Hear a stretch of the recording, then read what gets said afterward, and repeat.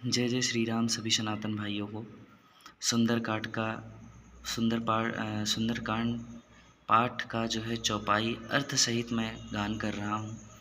और हाँ, बड़ा ही हर्ष के साथ कहना पड़ता है कि आप लोग भी बहुत ही प्रेम दे रहे हैं। ऐसे ही प्रेम देते रहिए ताकि मैं ऐसे आगे निरंतर लाता रहूँ आप लोगों के लिए। चलिए शुरू करते हैं। उहाँ निशाचर रहै शशंका, जब ते जारि गयौं कपिलंका। निज निज गृह सब करहि विचारा, नहीं निश्चर कुल केर उबारा। वहाँ लंका में जब से हनुमान जी लंका को जला कर गए, तब से राक्षस भयभीत रहने लगे हैं। अपने अपने घरों में सब विचार करते हैं कि अब राक्षस कुल की रक्षा का कोई उपाय नहीं है। जासु दूत बल बरनी न जाई, तेई आए पुर कवन भलाई।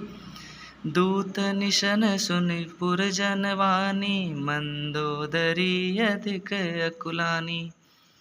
जिसके दूत का बल वर्णन नहीं किया जा सकता, उसके स्वयं नगर में आने पर कौन भलाई है। हम लोगों की बड़ी बुरी दशा होगी। दूतियों ने नगरवासियों के वचन सुनकर मंदोदरी बहुत ही व्याकुल हो गई। रहसी जोर कर पति पग लागी, बोली वचन नीति रस पागी। कंत करस हरिसन परिहरऊं, मोर कहा अति हित है धरऊं। वह एकांत में हाथ जोड़कर पति रावण के चरणों लगी और नीति रस में पगी हुई वाणी बोली, हे प्रियतम, श्री हरि से विरोध छोड़ दीजिए। मेरे कहने को अत्यंत ही हितकर जानकर हृदय में धारण कर लीजिए। समुझत जासु दूत कई करनी, श्रमहि गर्व रजनी चरघरनी। तासु नारी निज सचिव बोलाई, पटवऊं कंत जो चाहूं भलाई।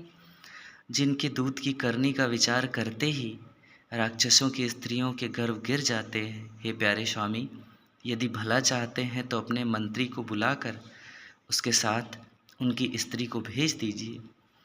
तव कुल कमल विपिन दुखदाई, सीता सीत निशा सम आई। सुनहु नाथ सीता बिनु दीन है, हित न तुम्हार शंभु अज कीन है। सीता आपके कुल रूपी कमलों के वन को दुख देने वाली जड़ें की रात्रि के समान आई है। हे नाथ, सुनिए, सीता को दिए लौटाए बिना शंभु और ब्रह्मा के किए भी आपका भला नहीं हो सकता। राम मान आई कन सरिस रामा, निकर निशाचर भेख सिया रामा। जब लगी ग्रसत न तब लगी रामा, जतनु करहूँ तजि टेक सिया रामा। श्री रामचंद्र जी के बाण सर्पों के समूह के समान हैं और राक्षसों के समूह मेढक के समान। जब तक वे इसे ग्रस नहीं लेते, निकल नहीं लेते, तब तक हठ छोड़कर उपाय कर लीजिए। श्रवण सुनी सटता करिबानी, विहसा जगत विदित अभिमानी। सभय सुभाव नारी कर साचा, मंगल महु भय मन अति काचा। मूर्ख और जगत प्रसिद्ध अभिमानी रावण कानों से उसकी वाणी सुनकर खूब हंसा और बोला, स्त्रियों का स्वभाव सचमुच ही बहुत डरपोक होता है। मंगल में भी भय करती हो, तुम्हारा मन बहुत ही कच्चा है। जो आवै मर कट कटाई, जियहि विचारे निश्चर खाई। कपिन लोकप जाकी त्रासा, तासु नारी सभीत बड़ी हासा। यदि वानरों की सेना आवेगी तो बेचारे राक्षस उसे खाकर अपना जीवन निर्वाह करेंगे। लोकपाल भी जिसके डर से कांपते हैं, उसकी स्त्री डरती हो, यह बड़ी हंसी की बात है। अस कही भी हंसी ताहि उरलाई, चले सभा ममता अधिकाई। मंदोदरी हृदय कर चिंता, भयउ कंत पर विधि विपरीता। रावण ने ऐसा कहकर हंसकर उसे हृदय से लगा लिया और ममता बढ़ाकर अधिक स्नेह दर्शाकर वह सभा में चला गया। मंदोदरी हृदय में चिंता करने लगी कि पति पर विधाता प्रतिकूल हो गए हैं। बैठ्यों सभा खबरिय सिपाही, सिंधु पार सेना तब आई। बूझस सचिव उचित मत कहूँ, ते सब हंसे मस्ट करि रहूँ।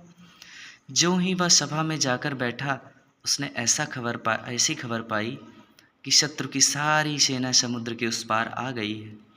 उसने मंत्रियों से पूछा कि उचित सलाह कहिए, अब क्या करना चाहिए। तब वे सब हंसे और बोले कि चुप किए रहिए, इसमें सलाह की कौन सी बात है। जिते हूँ सुरासर तब श्रम नाही, नर बानर के ही लेखे माही। आपने देवताओं और राक्षसों को जीत लिया, तब तो कुछ श्रम ही नहीं हुआ, फिर मनुष्य और वानर किस गिनती में है। सचिव वैद गुर तीन जो रामा, प्रिय बोलहि भया सिया रामा। राज धर्म तन तीन सिया रामा, करे होई बेघिना सिया रामा।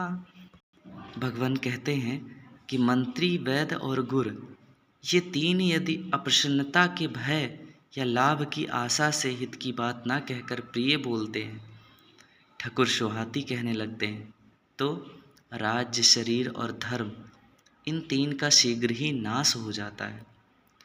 सोई रावण कहूँ बनी सहाई, स्तुति करहि सुनाई सुनाई। अवसर जानी विभीषण आवा, भ्राता चरण शीशु तेई नावा। रावण के लिए भी वही सहायता संयोग आ बनी है।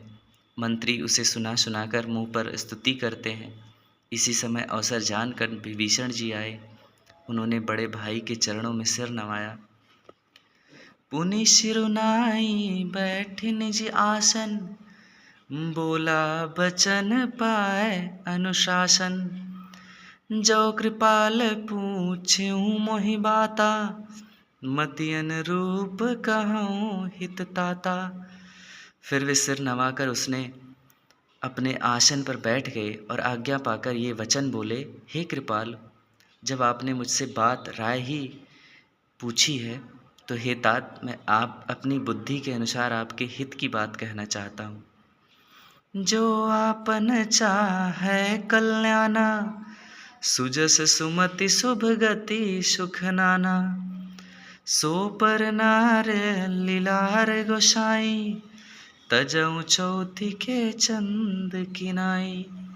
जो मनुष्य अपना कल्याण, सुंदर यश, सुबुद्धि, शुभ गति और नाना प्रकार के सुख चाहता हो, वह हे स्वामी परम स्त्री के ललाट को चौथ के चंद्रमा की तरह त्याग दे। अर्थात जैसे लोग चौथ के चंद्रमा को नहीं देखते, उसी प्रकार पर स्त्री का मुख ही नहीं देखे।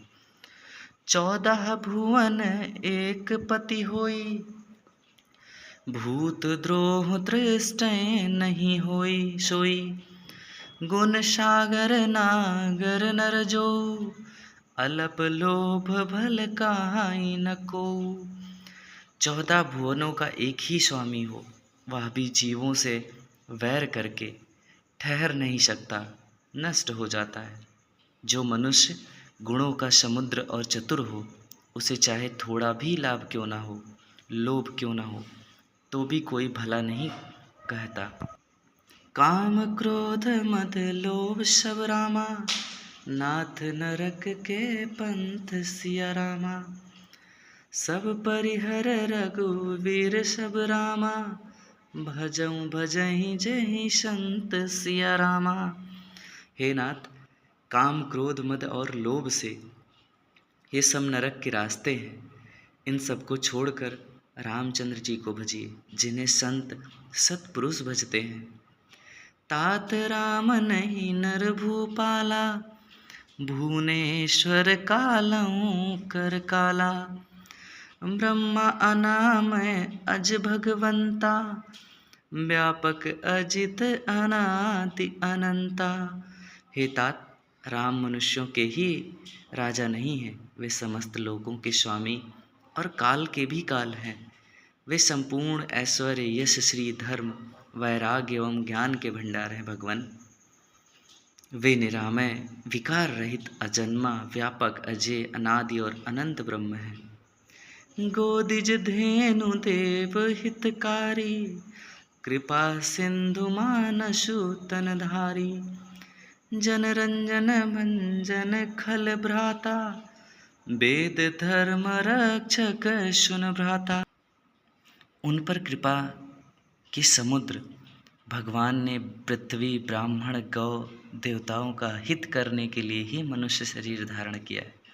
हे भाई सुनिए, वे सेवकों को आनंद देने वाले, दुष्टों के समूह का नाश करने वाले और वेद तथा धर्म की रक्षा करने वाले हैं।